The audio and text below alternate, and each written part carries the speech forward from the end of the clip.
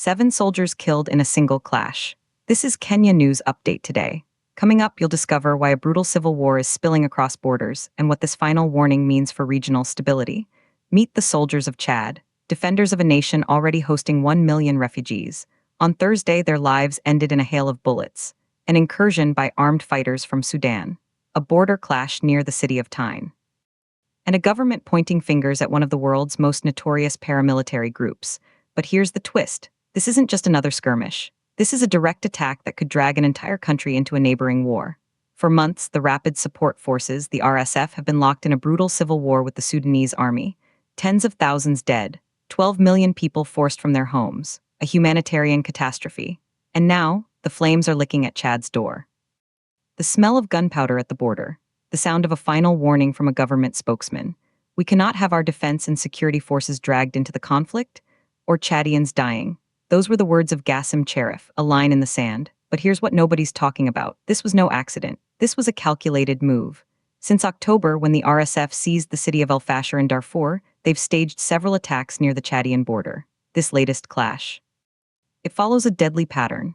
Just weeks ago, on December 26, 2 Chadian soldiers were killed by an RSF drone attack, a clear escalation. And then something shocking happened.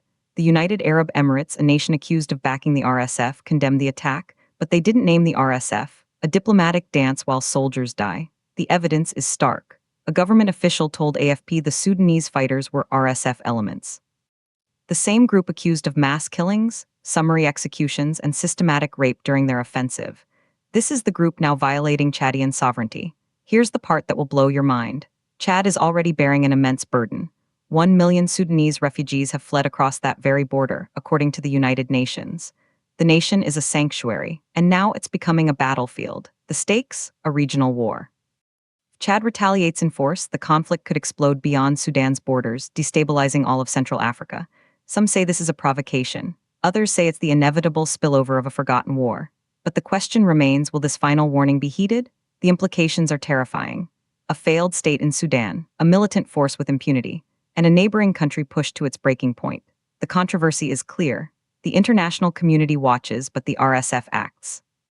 The UAE speaks, but the attacks continue.